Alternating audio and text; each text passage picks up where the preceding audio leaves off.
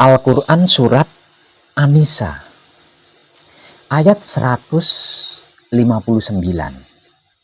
memberikan kabar yang kurang lebih artinya sebagai berikut. Tidak ada seorang pun dari ahli kitab kecuali akan beriman kepadanya, Isa, sebelum kematiannya, dan di hari kiamat nanti Isa itu akan menjadi saksi terhadap mereka. Al-Quran Surat As-Yukuf ayat 61 juga mengabarkan yang lebih kurang artinya sebagai berikut. Dan sungguh dia, Isa, benar-benar menjadi pertanda akan datangnya kiamat. Karena itu, janganlah kamu ragu-ragu tentang kiamat. Itu dan ikutilah aku. Inilah jalan yang lurus. Nabi Muhammad Sallallahu Alaihi Wasallam bersabda, "Demi Allah yang menguasai jiwaku, hampir saja turun kepada kalian Isa bin Maryam sebagai hakim yang adil." Hadis riwayat Al-Bukhari dan Muslim inilah yang kemudian menjadi landasan ramalan tentang Ratu Adil dan Satria Paningit.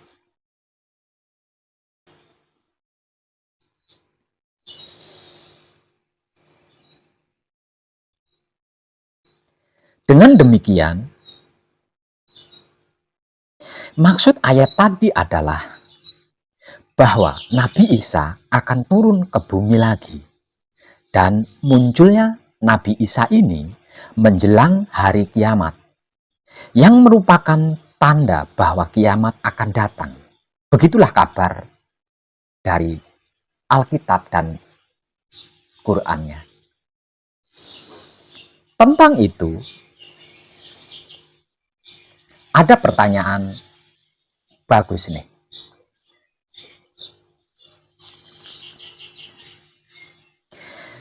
Seseorang bertanya kepada Wong Edan Bagu,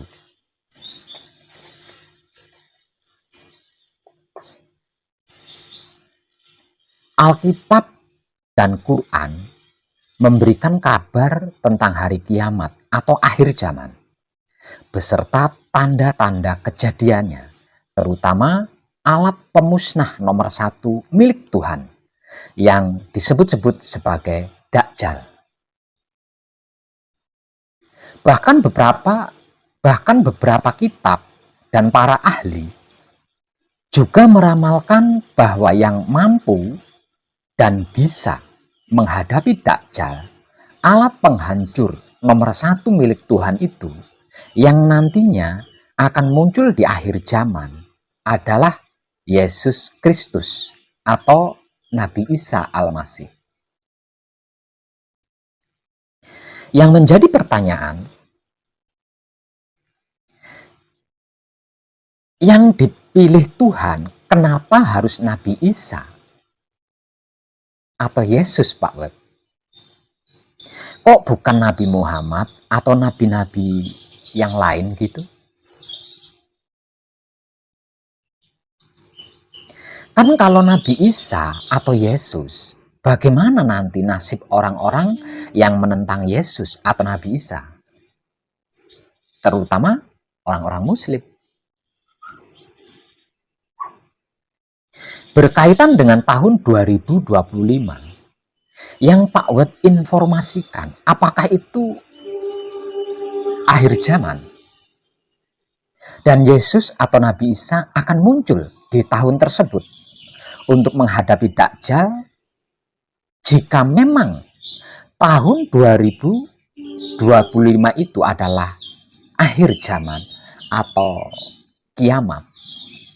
Lalu Sebenarnya siapa itu Nabi Isa atau Yesus yang akan muncul menjelang kiamat dan menjadi hakim paling adil serta menghadapi Dajjal?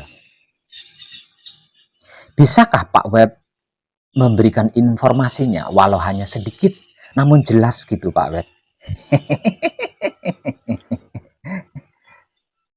Edan tenang.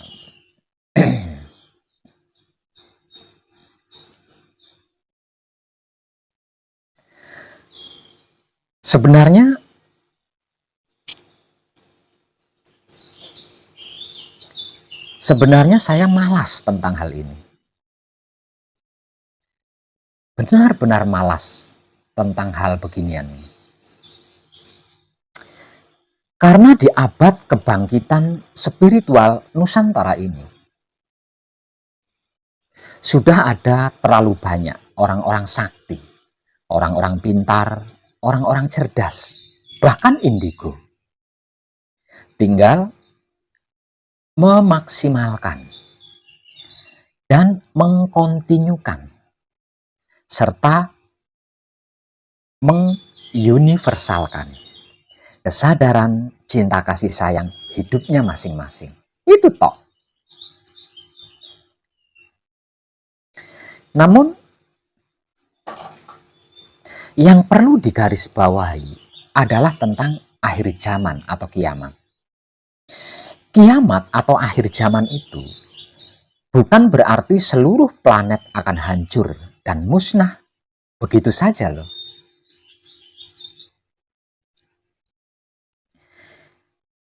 Sudah pernah apa belum?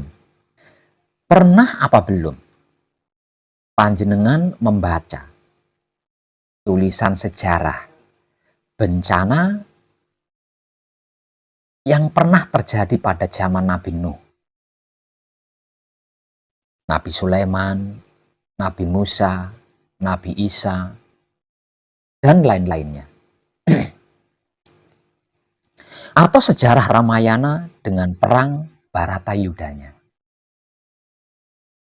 Seperti itulah yang dimaksud kiamat atau akhir zaman. Yang pada intinya adalah peralihan atau pergantian zaman. Misal contoh, zaman A beralih atau berganti ke zaman B. Proses pergantian atau peralihannya seperti ini. Misal contoh,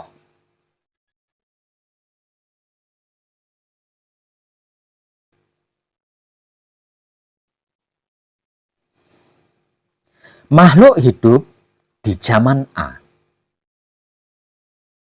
tidak layak untuk hidup di zaman B. Karena banyak berbuat kerugian dan kerusakan kepada alam atau makhluk lain misalnya.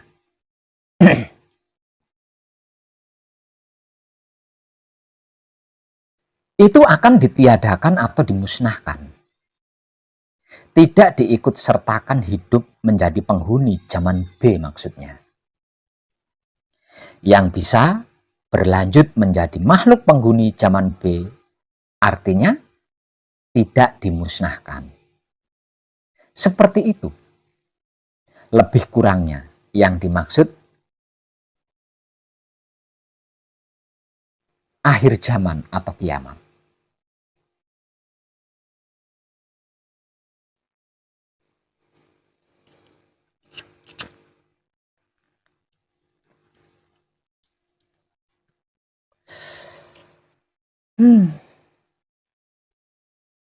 Gimana ya?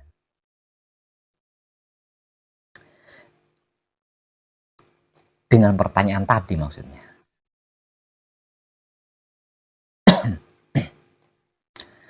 Namun oke lah. Karena ini menyangkut agama besar Kristen dan Islam, saya persimpel ya pertanyaannya, biar jelas.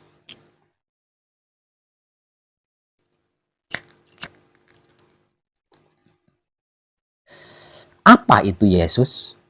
Apa itu Kristus? Apa itu Yesus Kristus?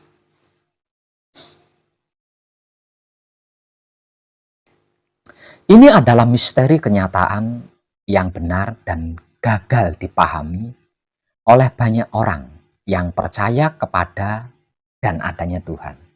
Khususnya penganut Kristen dan Islam itu sendiri, apapun sebutan golongannya.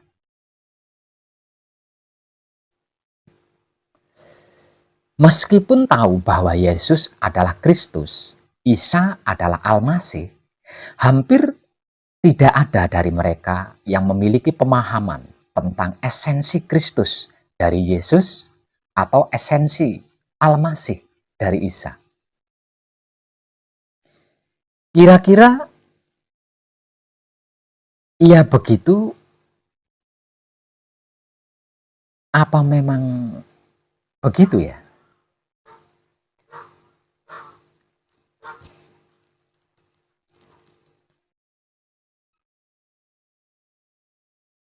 Sebab karena itu, kedua agama ini saling berebut benar, seakan-akan seperti musuh bebuyutan gitu.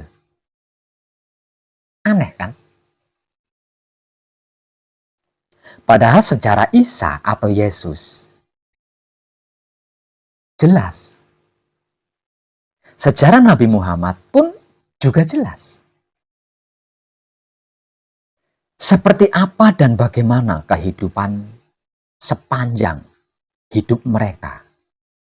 Namun, yang mempercayainya dan meyakininya jauh sekali dari meneladani kedua duta utusan Tuhan ini. Dan pada umumnya, maksimal hanya dapat mengatakan bahwa Yesus adalah Kristus atau Isa adalah Al-Masih. Muhammad adalah Nabi atau Muhammad adalah Rasulullah. Namun belum tentu dapat menjelaskan detailnya dengan jelas.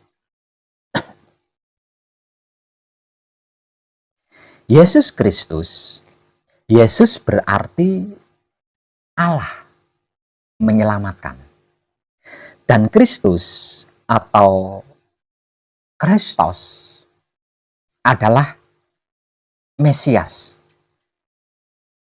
atau Mesia.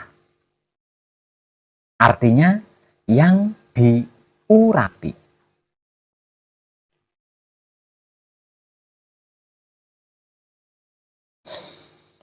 Muhammad Shallallahu Alaihi Wasallam. Muhammad berarti Allah menyelamatkan. Dan Shallallahu Alaihi Wasallam adalah yang diurapi. Terus pertanyaannya, apa arti maksud yang diurapi itu?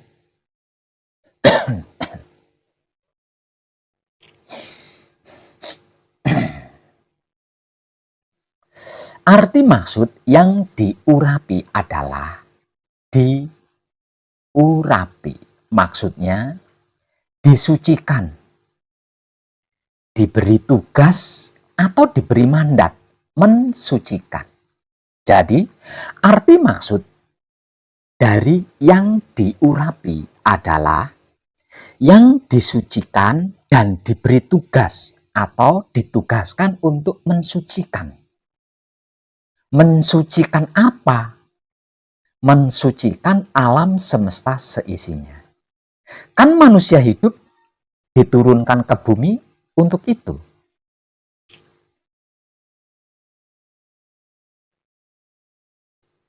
Seperti yang sering saya katakan dengan menjaga, merawat, mengelola, dan menyempurnakan alam semesta seisinya. Al-Masih atau Al-Masiyah memiliki arti yang membatis atau yang mengusap atau yang membelai. Arti makna nama Yesus Kristus atau Isa Al-Masih, kalau di Kristennya, kalau di Islamnya, arti makna Muhammad Sallallahu Alaihi Wasallam ini berhubungan dengan siapa dirinya dan misi kedatangannya ke dunia. Yang sering saya bahas sebagai siapa aku, dari mana aku, untuk apa aku, hendak kemana aku. Inilah kupasan daripada filosofi Yesus Kristus atau Isa Al-Masih atau Muhammad Sallallahu Alaihi Wasallam. Coba renungkan dengan kesadaranmu. Apa dan siapa yang membelaimu di setiap saatnya, yang mengusapmu di setiap saatnya, yang membatismu di setiap saatnya, yang menggerak-gerikkanmu di setiap saatnya, yang menghidupkanmu di sepanjang waktunya. Tidakkah engkau tahu juga? Pertanyaan, apa itu Yesus? Apa itu Kristus? Apa itu Yesus Kristus? Itu kan kalau Kristen. Kalau Islamnya, apa itu Muhammad? Apa itu Rasul? Apa itu Muhammad Sallallahu Alaihi Wasallam?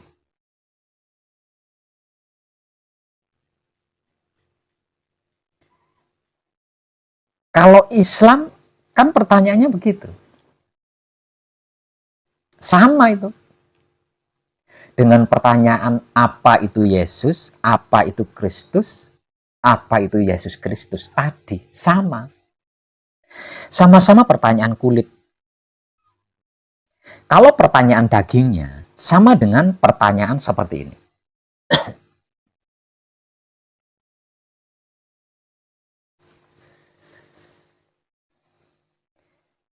Siapa yang menghidupkan?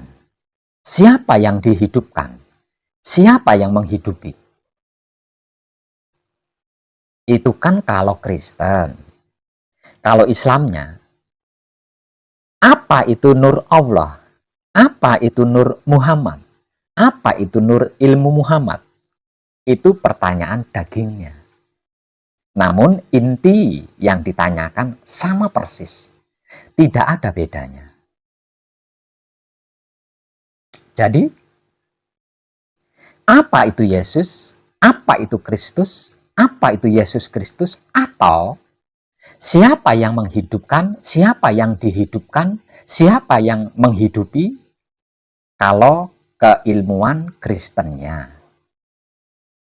Kalau keilmuan Islamnya, apa itu nur Allah?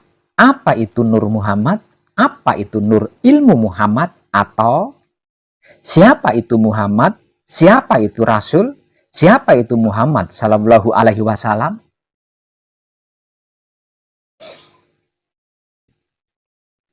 Mari kita simak baik-baik pencerahan dari Wong Edan Bagu berikut ini.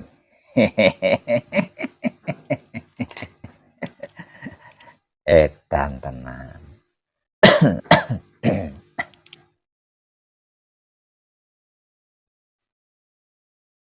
Yang menghidupkan.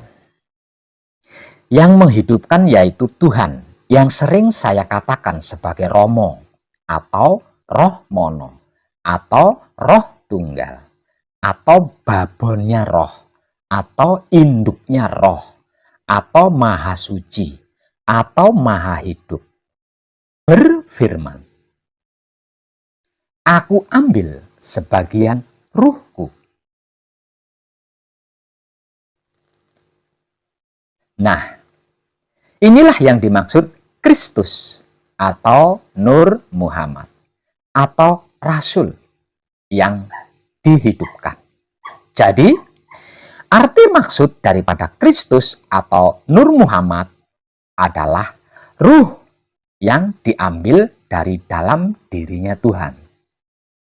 Yang sering saya katakan sebagai Romo atau Roh Mono atau Roh Tunggal atau Babonnya Roh atau Induknya Roh atau Maha Suci atau Maha Hidup.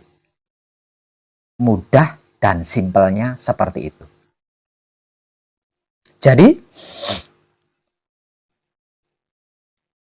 Kristus atau Nur Muhammad yang dihidupkan oleh yang menghidupkan ini itu bukanlah wujud daging, tulang, dan lain-lainnya. Sekujur tubuh ini. Karena Kristus atau Nur Muhammad yang dihidupkan ini adalah ruhnya roh. Yang sering saya katakan sebagai Dat Maha Suci atau Ruh Suci atau Ruh Kudus. Kesimpulannya, Kristus atau Nur Muhammad yang dihidupkan oleh yang menghidupkan, yaitu yang sering disebut Tuhan ini adalah ruhnya ruh. Bingung ya?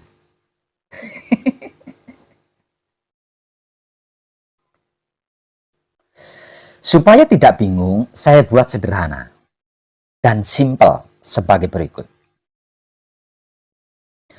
Roh dan ruh itu berbeda. Kalau roh itu babon atau induk atau bibit. Sedangkan ruh itu anakannya atau anaknya dari babon atau induk atau bibit. Atau seperti ini. Roh itu maha suci. Kalau ruh itu datnya suci. Atau roh itu maha hidup. Sedangkan ruh itu datnya hidup. Atau lagi, roh itu madu. Sedangkan ruh itu rasanya madu.